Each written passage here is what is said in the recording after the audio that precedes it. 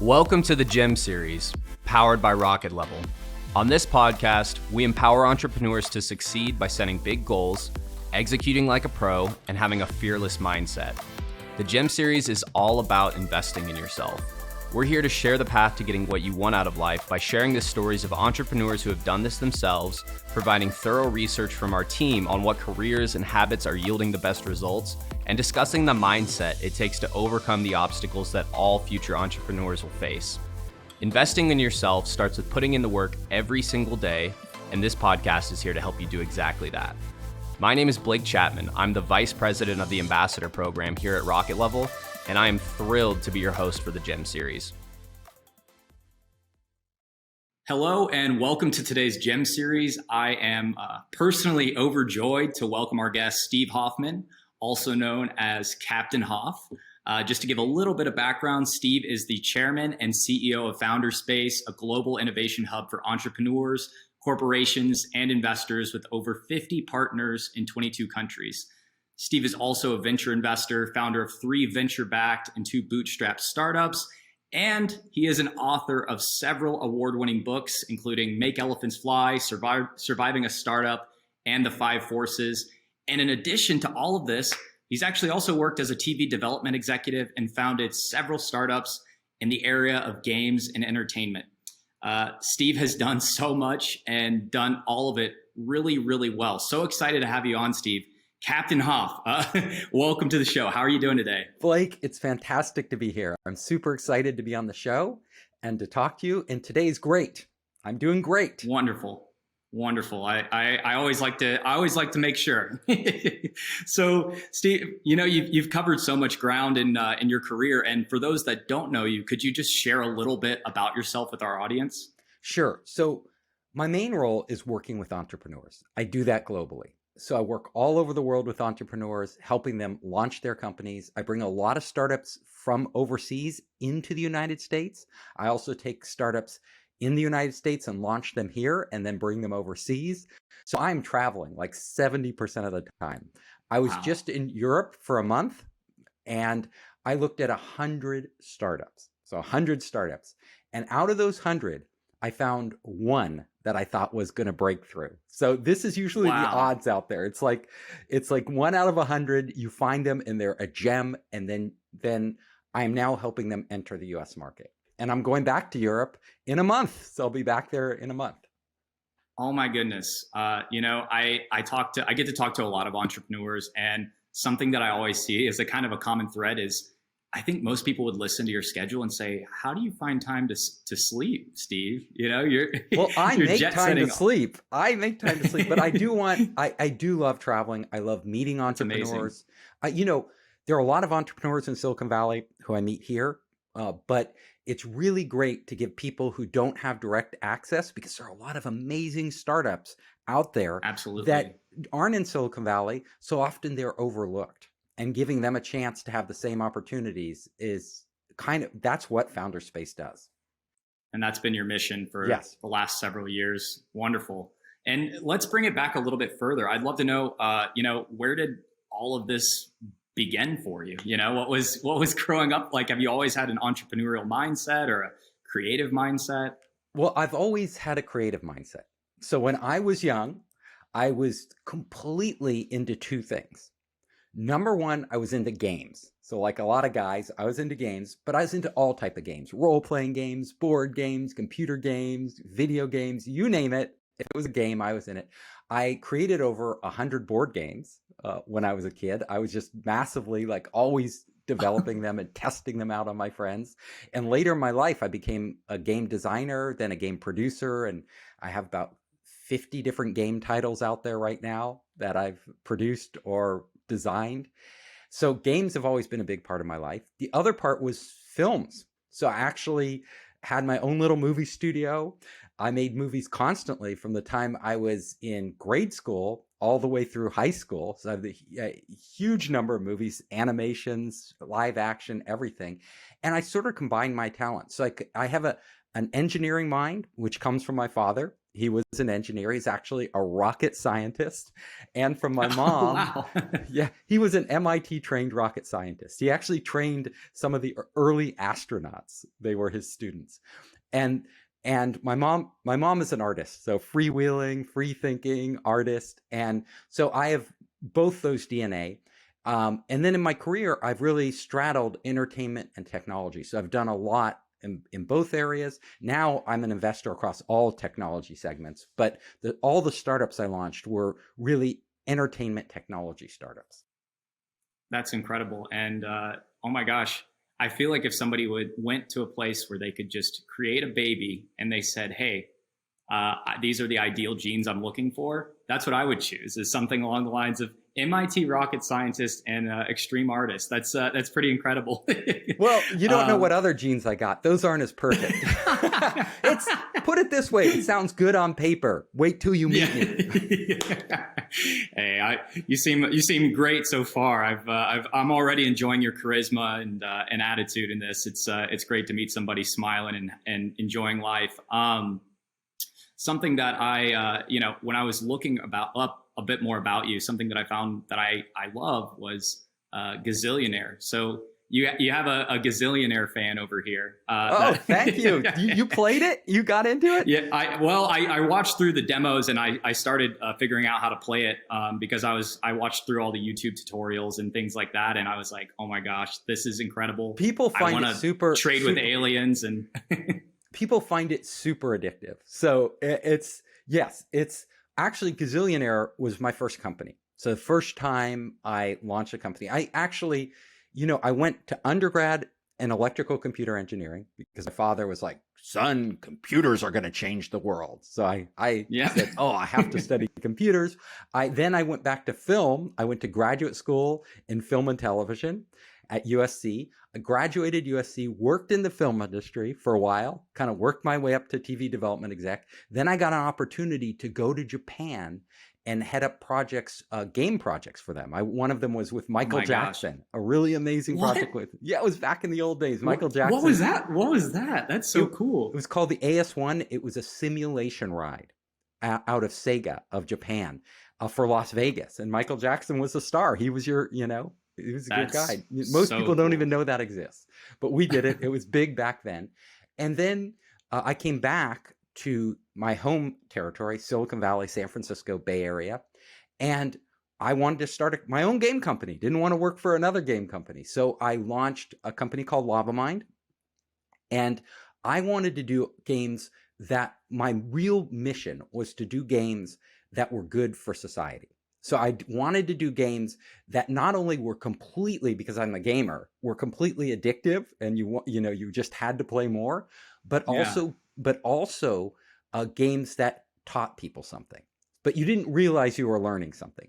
So my first endeavor, my first game I ever made was called Gazillionaire. And of course, the goal was to be a gazillionaire, which is ironic because I didn't know that today I would be, my main job is teaching entrepreneurs and hopefully turning them into gazillionaires. So I'm still doing the same thing I started out doing, trying to make gazillionaires. But Gazillionaire became really popular. It got picked up by the largest game publisher in the world at the time, the PC game publisher, which was Spectrum Holobyte Microprose. They did Civilization and Star Trek and all those early games when they were first launched. And they put it out there worldwide, and it was just a game. It wasn't for education. So it was just people played it for fun. It was really popular. And then schools started to pick it up and universities, and they started to put it into, and hundreds of schools and universities actually still use the game today, even though it's old. Wow. And then I kept the rights to the game. So we put it up on Steam. So now it's available for everybody. And that was my first entrepreneur. It was a real risk. Like we had to literally, I just sunk my life savings into that game, all my time. I was betting on it. And fortunately, it paid off.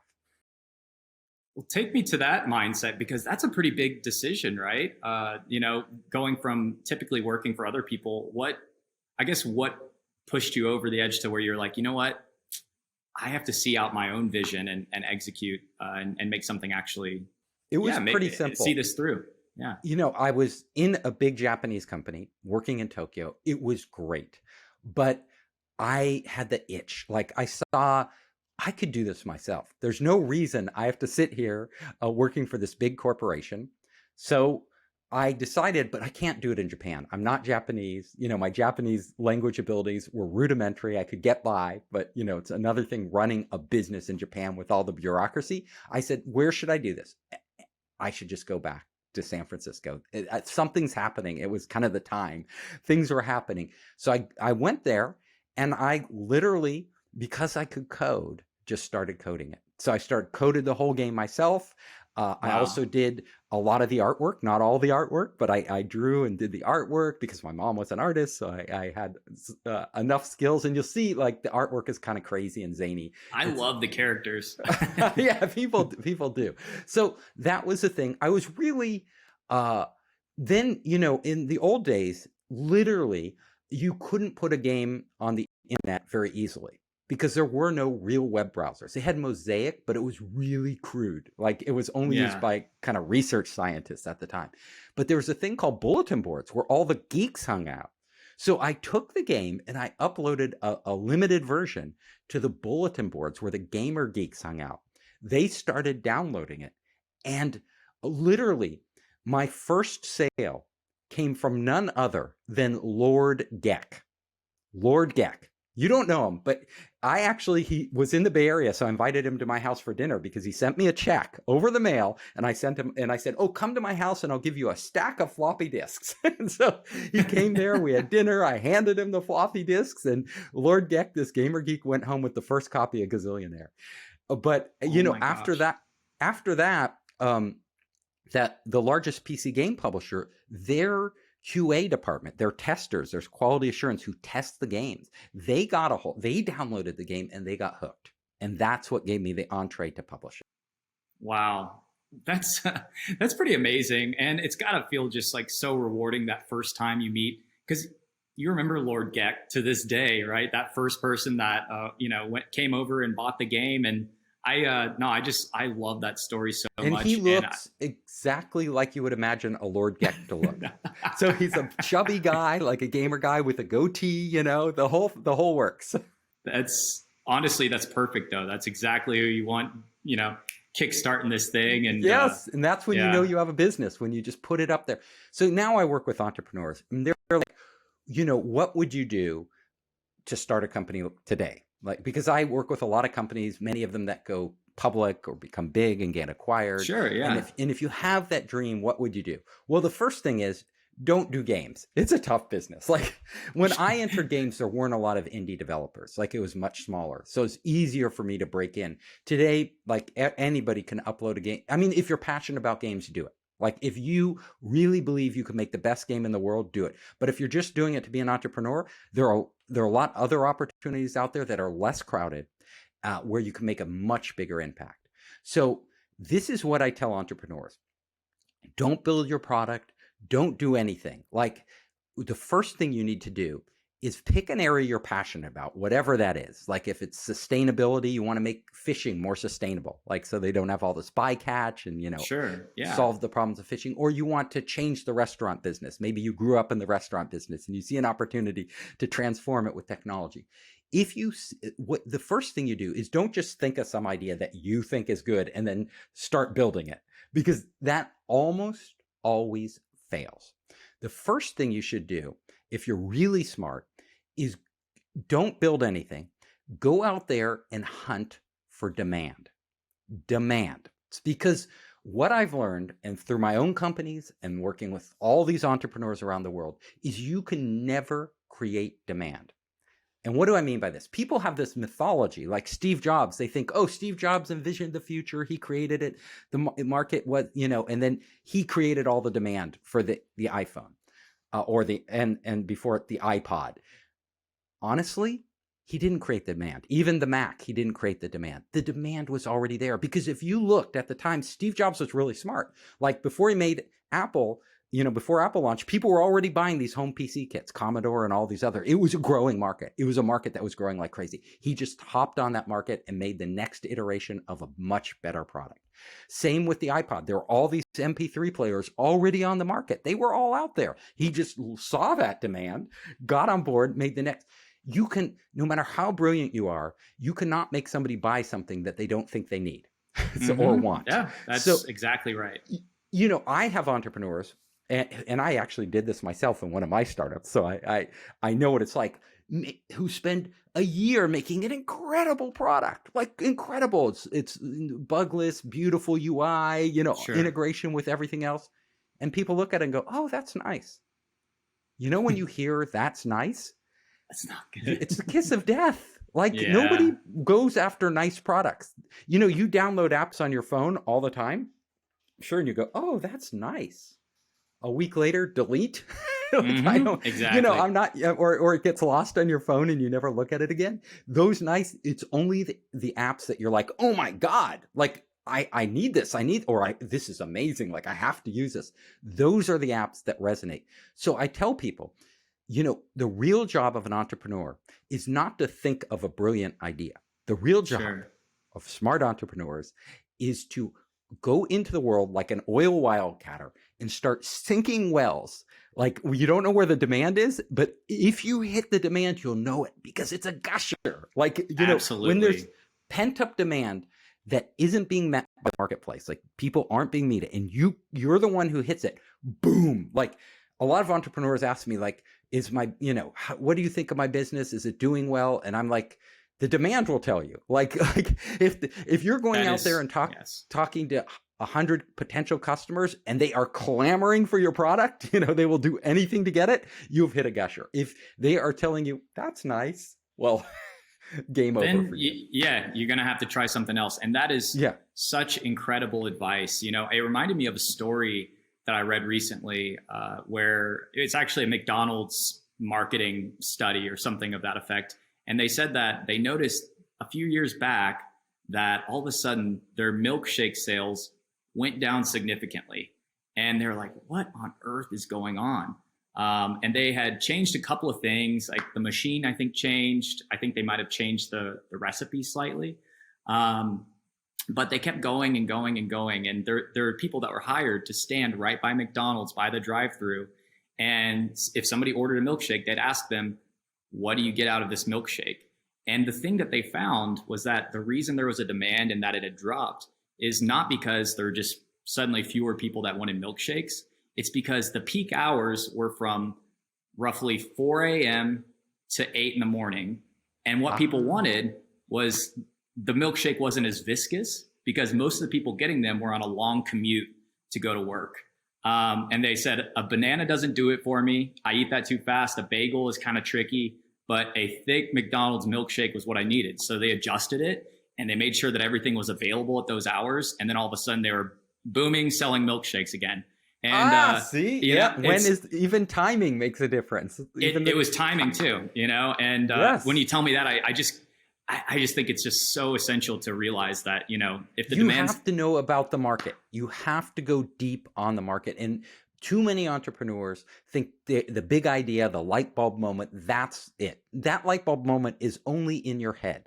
What you need to find out is what's in the real world. Like great entrepreneurs, the greatest entrepreneurs out there usually didn't even invent the products they become famous for. Like Elon Musk.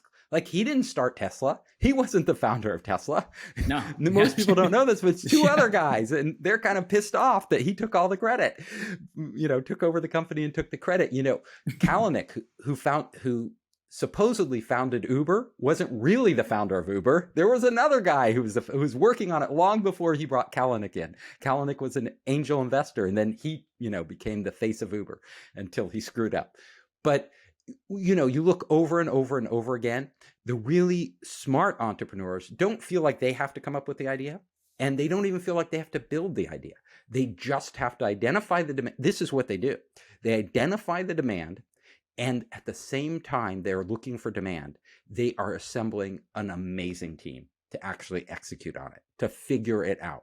That amazing team is because you can have the best idea in the world. You can identify, you know, a gusher of demand, but if you don't have a team to execute on it, again, you'll drop the ball and somebody else will run with it because there's plenty of competition out there. There's plenty of people looking at the market at the same time you are. Somebody's going to figure it out or they're going to see what you're doing and they'll just pass you up. So getting that, you know, I usually say, when you start a company, spend 80% of your time up front, 80% looking for the right team members.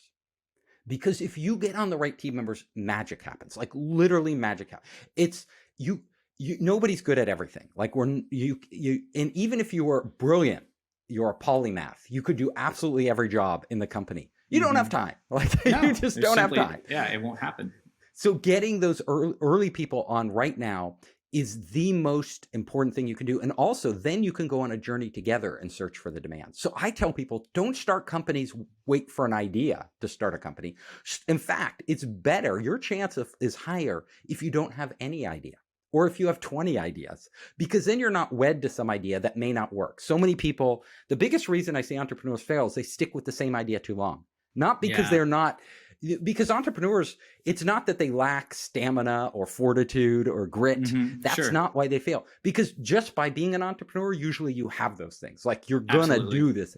But the mistake you make is that you have so much grit that you think, I'm going to make this idea work, when in the real world, there's some disconnection to the real world that you don't see.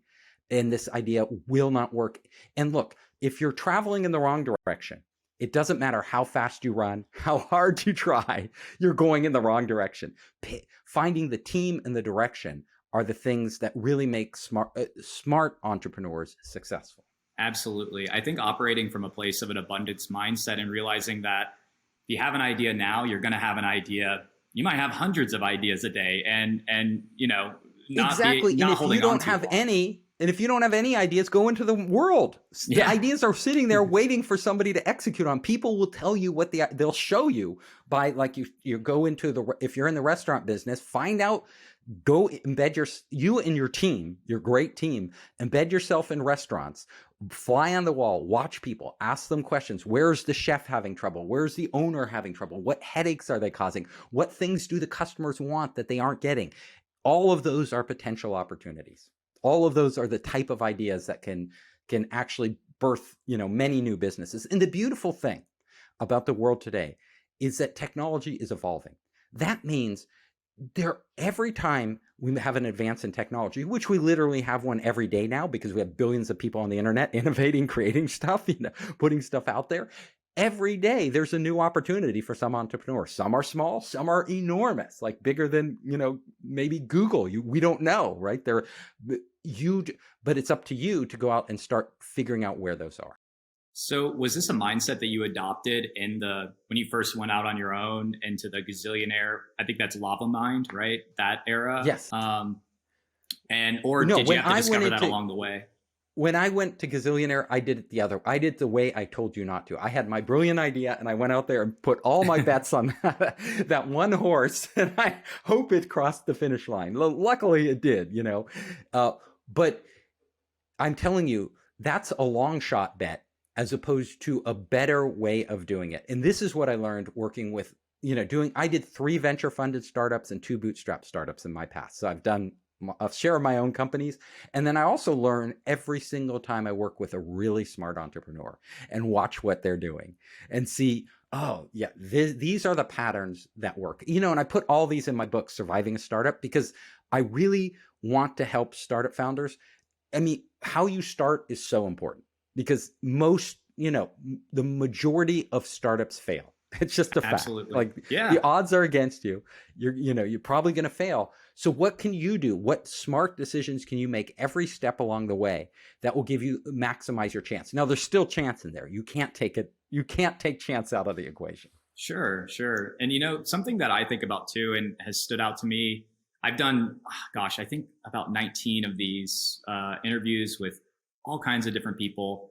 And it seems like curiosity is a lot of times what fuels being able to get to the next stage. And curiosity means genuinely wanting to know somebody else's perspective or maybe an answer to a problem or anything like that. You're absolutely right.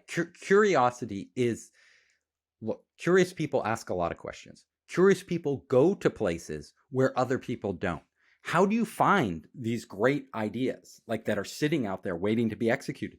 You don't find it by just sitting in front of your computer trying to dream up something. You find it by going out into the world, engaging people. Really, the questions you ask are more, The problem with most entrepreneurs, they get the light bulb goes off, they think their idea is brilliant, and then they go into sales mode. They're evangelizing. They want to convince people that their idea is great. That's not your job as an entrepreneur. Your job isn't, if it's great, you'll know it because they'll be banging down your door to get it. Your job is to go into the world and figure out what they are thinking, what's in their head, what are the stumbling blocks in their life? How can you change those things? Because when you change things that really impact people, you make a big impact. No, that's such great advice. What are some of do you have any kind of abstract examples of ways that you've gone out and sourced information in the past, or any tips that might be useful for people that are doing that? So I have a lot of tips. So when you think of a business, don't just think, so a lot of people think they'll have a great idea and they'll put it up there on Kickstarter or Indiegogo. So it might be a new gadget or whatever it is that, new invention. Those, again, Indiegogo is a great way for one, and Kickstarter for one reason, because you can do it without creating the product. You can create just a video. That was the brilliance of those platforms, right? They're saying, absolutely, you just create a video and you can get people to pre-order and we can fund this. Well, a lot of those products do quite well. You can see they raise millions of dollars, but a lot of those same products that raise millions of dollars shoot up like in sales. And then a year later, they shoot back down. Why? Well, because 20 people in Shenzhen, China saw that on Kickstarter and copied it and put it out there for low and at a low price. And at that point, you're just competing on margin and you're competing on their home turf because they run the factories. They have all the relationships. They can always underproduce you in price. So you have to think beyond just demand. Like this is where it gets really, tricky for entrepreneurs. It's not enough to just have a great idea. It's not enough to just have proof that people will buy my product. But what are the businesses that become really big? Because there are a lot of businesses out there where you can make some good money. Yeah. But they're not going to become the next Google, Facebook, Twitter, Microsoft. Sure. They're just never going to become that. What is the distinguishing factor? This is what I tell entrepreneurs. We need to go deep on the business model. So first of all, if somebody buys your product just once and then disappears, goes off into the ether, and you don't have any more relationship with them, that is a really tough model. Because your biggest expense in running a company, your biggest number one expense, number one is usually the people. Number two is customer acquisition. So let's say you make this great gadget, you have all these sales on Kickstarter or Indiegogo, like you make a couple $1,000,000. And then people stop coming, like to buy your product. Now you need to advertise. Well, every time you need to advertise, it costs a lot of money to acquire a new customer. Most click-throughs don't even convert to buying, and the few that do. Absolutely. So the customer acquisition cost is really high. And then the customer goes away, and you have to go out and buy another and another. That erodes your profit margins. Add on top of this competition, and you get killed. You get into a business that's really low margin, really high customer acquisition, very, very tough to grow. Like you just don't have the capital to grow. Sure. So I tell entrepreneurs, what you need to do, first of all, whenever you get a customer, never let that customer go. Never let that customer go. If you can't keep that customer for a long period of time, it's going to be really tough to grow your business. Gosh. Number two, you have that customer, continually provide that customer with value. The more value you give that customer over their lifetime with you, the more they will stick with you and the more revenue you can earn. So it's an ongoing recurring revenue by constantly focusing on increasing the value of the engagement with between your product or service and that customer. These are the businesses that go. And you can look across every major business out there, and almost all of them, especially in the technology space, work this way. Google, Microsoft, Facebook, Twitter, it doesn't matter what they are. The customer is engaging, and every time the customer is engaging, that company is extracting a little bit of money from them. Like whether it's ad revenue from Facebook or others, or whether it's transaction revenue from Amazon, all of these, whether it's B2B, Salesforce.com, they all do this. Then the next thing they do is you don't want other people poaching your customers. You don't want them to say, hey, come over to our service. We'll do it at half the price because we can. Because they don't care if they cut your margins. They just want to gain market share. But you want to lock them in. You want to keep your margins. How do you do that? Well, one of the keys, and it's the most important key actually, is that you need to think not of selling a product or service. That's not enough in today's world. You need to create an ecosystem where the more the customer engages with you, the more value they receive in return, and at the same time, the more value they give to the ecosystem. So let me give a super simple example that everybody will understand. So we all know Salesforce, that's CRM for big businesses. So when a customer, Salesforce is no longer the cheapest platform out there. They were the first, but they're not the cheapest. They are not the most user-friendly. They are clunky. They are old. They are dated. They are not the most flexible or versatile. They don't have a monopoly on all the features. So why do people stick with Salesforce? And why do people go to Salesforce? Well, there's a reason. Salesforce isn't just Salesforce. They open Salesforce up to all these third-party developers who create all these modules for Salesforce, some of which are incredibly unique and valuable. And because they were first, they're leveraging their first mover advantage in creating a marketplace. So they were the first ones to get developers on their platform for a CRM. And then these developers in turn got access to their customers. The developers added value to the customers. Of course, the more customers that they attract, the more developers join their platform. And the more developers that join their platform, the more customers they can attract and the more customers they can retain, because all these other platforms, the developers don't want to develop for some new platform. Sure. It may, be cheaper, have a better UI, have other things that to its advantage, but there's no customers there. It's brand new. Yeah. If they're going to invest their time, they're going to go where all the customers are. The ecosystem is what makes Salesforce. Like that's why they're this huge multi-billion-dollar company. Amazon, same ecosystem, buyers and sellers, and they're all contributing.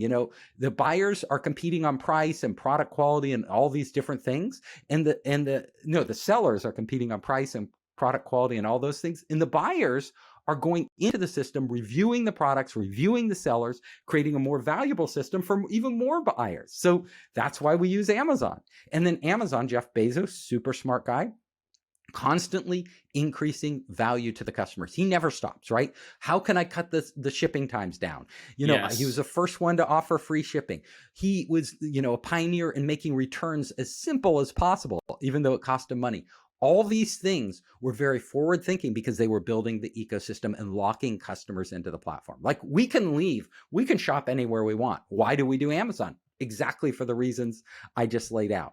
It was about ecosystem. You look at Facebook, you look at Microsoft, you look at Apple, you look at any of the players out there that are dominant, they do these things. And this is what I want entrepreneurs to understand. The steps to building a great business. How do you build like a great, how do you start? How do you build a great small to medium-sized business? And then if you want to take it and build a huge business, what do you need to do? And are these some of the things that are focused on in surviving a startup? Absolutely. I go through them all because I learned them, some of them the easy way, some of them the hard way, but I learned these over time. And I feel they're really critical for entrepreneurs to know. I also go into things like, how do you fundraise? Like what is the psychology of investors? What makes an investor say yes? And what you need to show them and how should you speak to them? All really important things when you're an entrepreneur.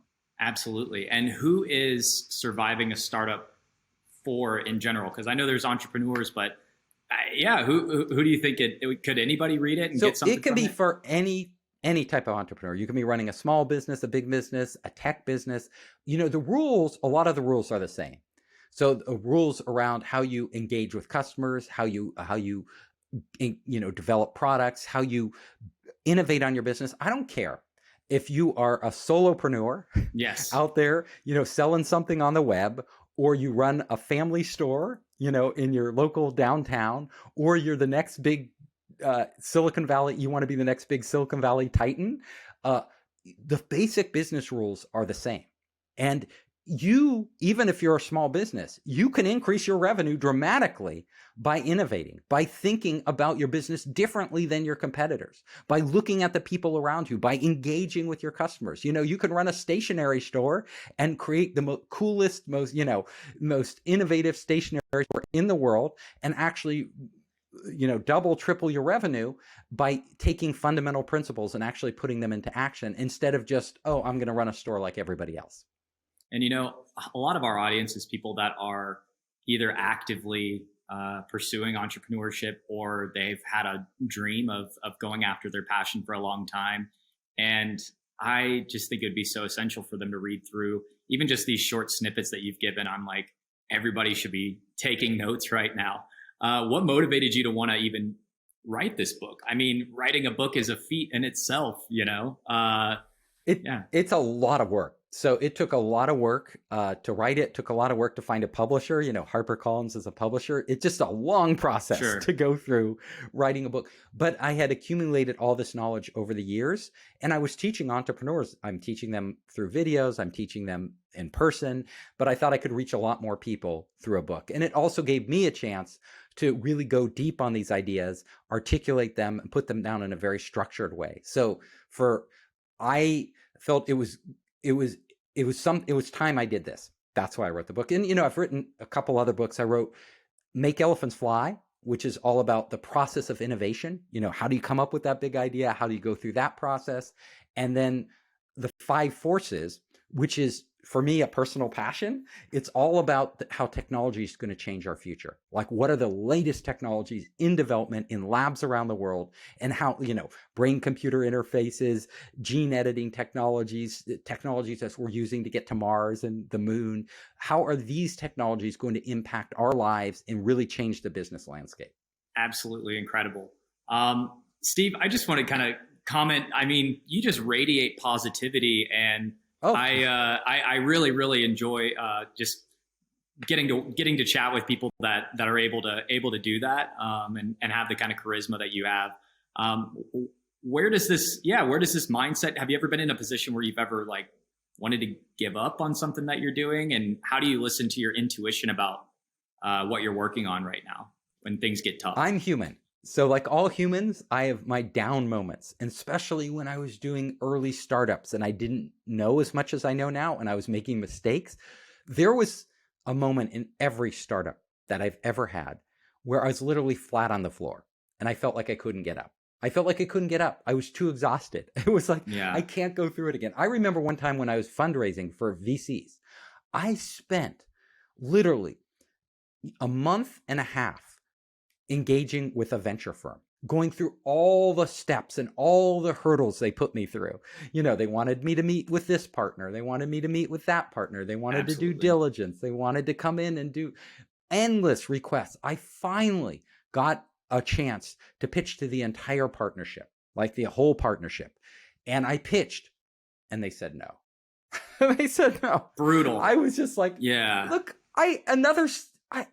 how many times can I do this? Like, I spent so much time and energy on that. And, you invest your hopes and your dreams. But, as an entrepreneur, if you don't get off the floor, it's over. Yeah. It's like being hit with a knockout punch. If you're going to, you're on the ground, you can either lay there or you can get up. And so I got up. But it was really, really, really hard. And I've had a lot of different situations like that. I've had issues with, the founding partners, where we had different visions for where the company should go. And, it didn't end well. We had to separate our ways. Those were very, very tough times. And so I empathize with entrepreneurs. I know what you're going through. I've been there. And not every venture I tried works out. I also tell entrepreneurs, don't worry about it. Don't beat yourself up. Certain things just don't work in the world. And Absolutely. The last thing, if you're going to be a great entrepreneur, is you want to dwell on that. You want to analyze it. You want to figure out where did I make strategic decisions that weren't as smart as I could have been? And in the future, what decisions would I make looking in hindsight? And then you need to move on. You literally need to move on and keep going. Live and let go a little, and And there's a lot of stress. Like an entrepreneurship is a roller coaster ride. There are moments when you're just completely stressed out. You need to learn to control that stress. So I'm a high energy guy, passionate guy. I also feel stress intensely. So I had to spend a lot of time training myself to calm myself down so I didn't overreact to situations, so that I could deal with them in, like you see now, in a more positive, constructive way, rather than a way a lot of us do is getting sucked into the wormhole, like sucked into the black hole of whatever it is. Yeah, sometimes taking 3 steps backwards and looking at the bigger picture can be helpful. I know that so many people that listen to this love mindfulness practices and things like that. Are there anything that you do to kind of help you out when you're in the wormhole? Yeah, so to mindfulness speak? practices are wonderful, and I encourage everybody to do them. One thing I like to do is whenever you feel stress, and it can be about little things during the day. Even little things can, create a lot of stress, a disproportionate amount. Remember, whatever's happening right now, will I remember this? Will I even remember that this happened in 3 months? Well, I'll tell you, most of the little things in your day that cause you stress, you won't even remember in 3 months, let alone a year, let alone 3 years. Like they will have absolutely zero, they won't even be in your consciousness. So why am I feeling stressed now? Like I don't need to feel stress. Like I won't even remember this. Like it's not a big deal. And even the big ones, it fades. Like after a few months, after 6 months, even a big stressful event won't mean that much. And you'll see that if you look back in your life, you've had so many of these events you thought were kind of the end of the world, or that were so important, that actually didn't matter that much. They weren't nearly as important as we tend to inflate things in our mind. When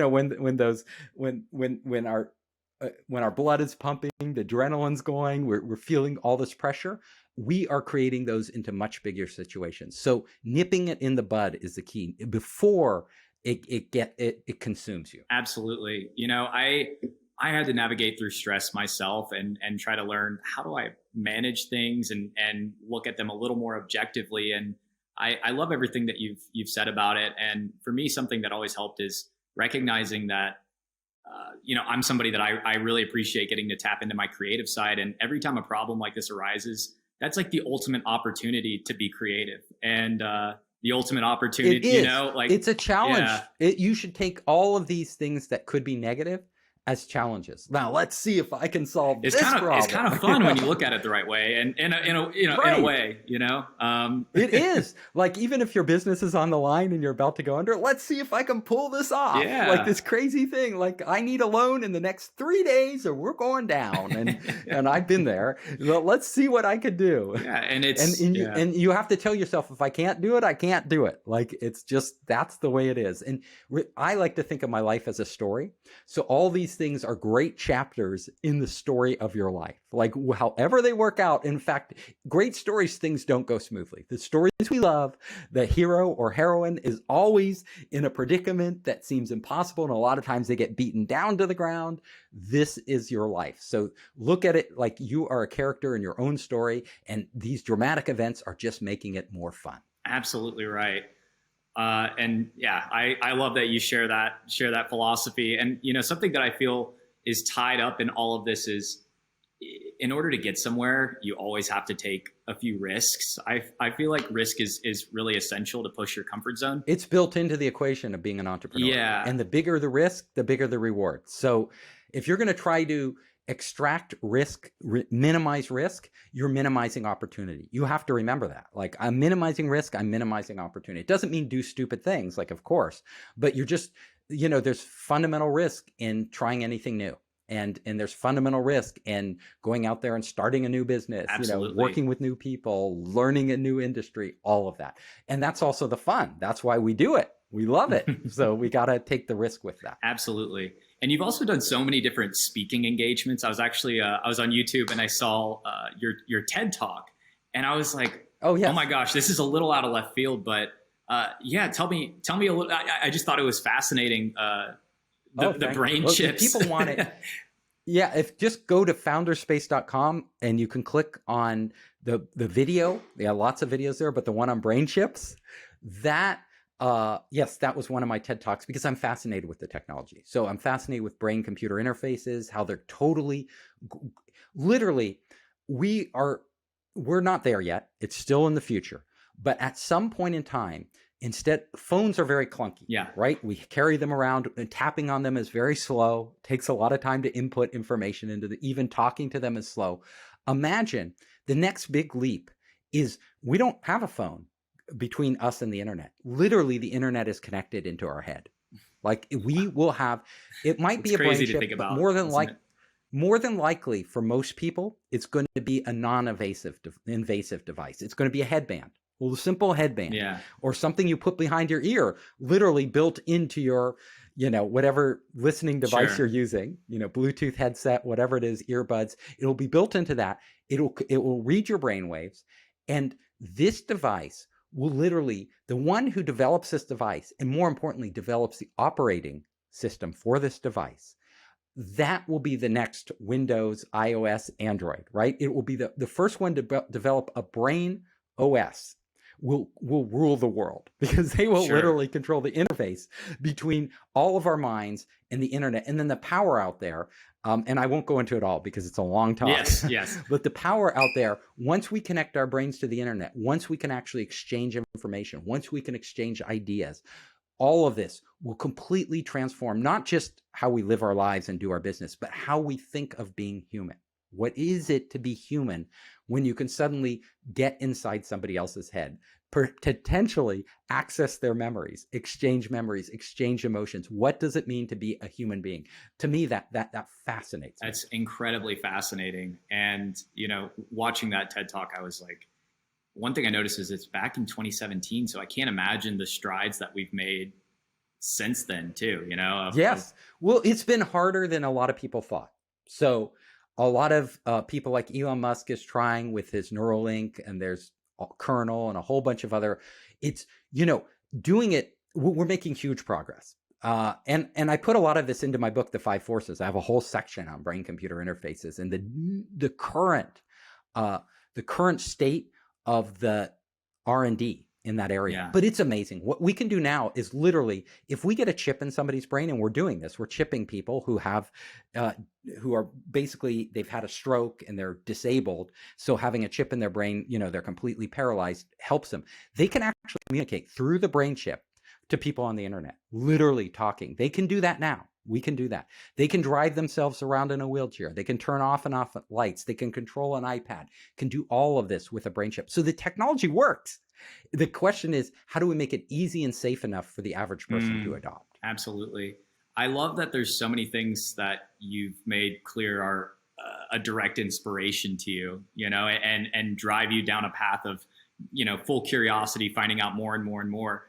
What are some of the things that you think are inspiring you right now in what you're doing? So many areas that I'm interested in. So another one is gene editing technology.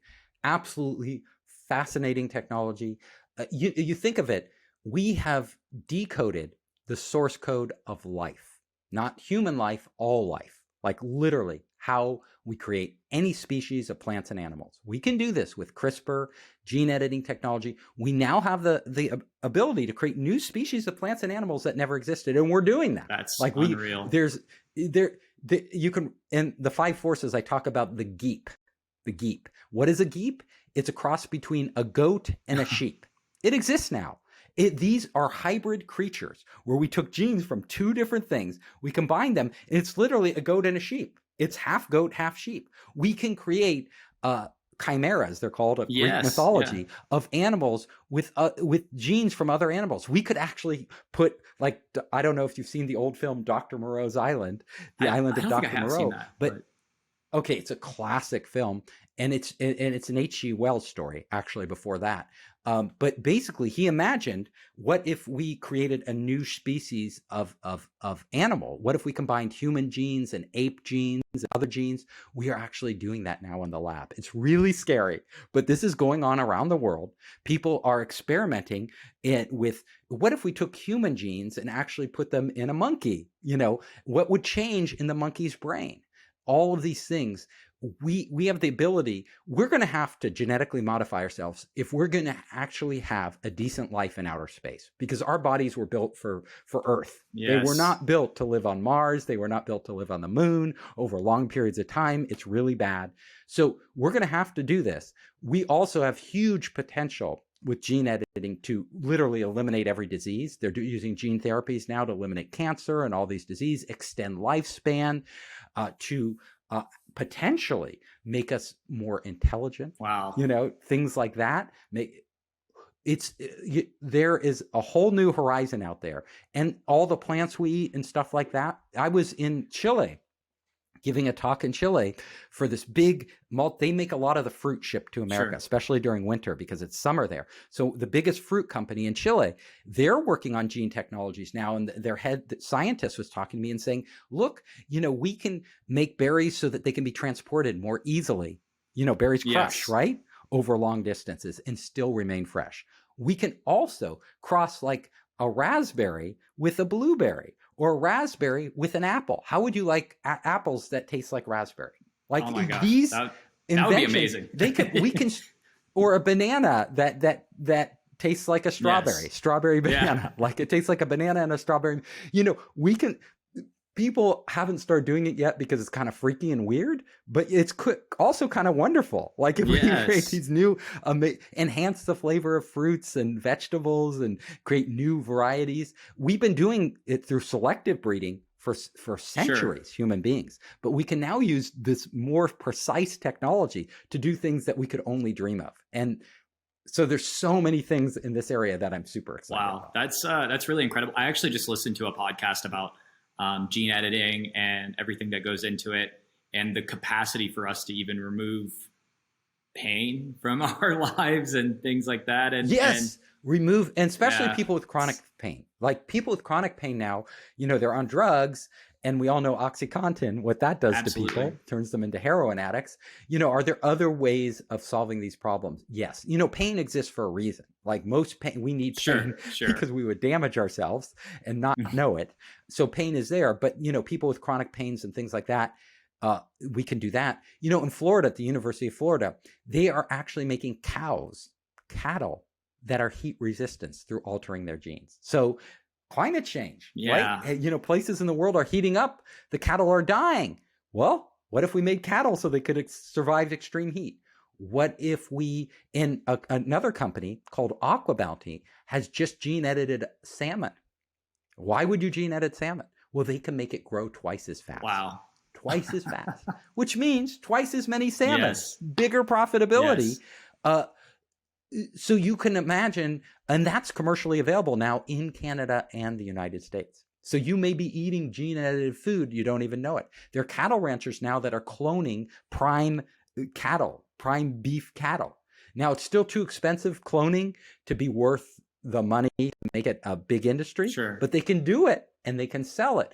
All of these things are out there. Golly, I love how you're able to just stay so tapped into all of these things. I'm like that too, in the sense that, well, it fascinates me, and people like you, I think we love it, right? We want to know how the world is changing. We can imagine our future, but the more we know about this, the better we can imagine what our lives will be like 20, 30, 50 years from Absolutely. Now. I think growing up, something that I learned about myself was that I was always very novelty brained. And I kind of thought that was a weakness of mine, is that I would obsess over something for extended periods of time. It didn't matter if it was bearded dragons or Russian scooters. I would only think about that and talk about that for an extended amount of time. And now I've seen that, everything bleeds into everything, and having passions in all these different areas ends up, abstractly impacting exactly what you're doing now too, Right. And if you look at what humans are really good at, it's that. So we can get machines to do all the routine work. All that routine work is going away with AI and everything like that. But the ability to combine things in unique ways, to see opportunities, to imagine different scenarios and model different futures in our head, that's a very human trait. And it's not that computers can't do it or can't enhance our ability to do that. But that's where the greatest demand for people in the future is going to be. People with brains. Absolutely agree. Steve, in closing, I always like to ask two quick things. What would a little bit of advice be that you might give somebody that wants to go down a similar road as you? And then what's your favorite thing that you're doing right now? And then also kind of a last thing is just please shout out anywhere that people can find you and see what you're up to. So my biggest piece of advice is don't be afraid to try new things. Trying new things it opens up doors you would never expect. So even if it's a risk to quit your job, to try some crazy thing, you can look at my thing. I've had more careers than cats have had lives. Like I've tried all these different careers and a lot of them didn't work out, but it led me to where I am today. I encourage you to do that. Number two, well, if people want to find me, I'm super easy to find. You can simply go to founderspace.com, founderspace.com. You can contact me. Contact form is there. Tons of videos, tons of material. My books are there. And you can also find me across the internet. I'm on every social network. My nickname is Captain Hoff or Steve Hoffman, or search for Founderspace. A great place to reach out to me is LinkedIn. Wonderful. Steve, thank you so much for hopping on. This was great. I really love getting to learn a little bit more about you. And our audience has so many just tangible things that they're going to be able to take from this and just put into action. So thank you for taking the time to do this. Thank you, Blake. It was wonderful. Pleasure. All right, everybody, this was the GEM series. Hope everybody is having a wonderful day and talk to you soon. Thank you for joining us on this episode of the GEM series, the podcast for anybody dedicated to investing in themselves. If you'd like to see the resources mentioned in this episode, learn more about what we are up to at Rocket Level, or come over and join our team, just click on the links below. Until next time, this is Blake Chapman, and remember to be awesome and do awesome things.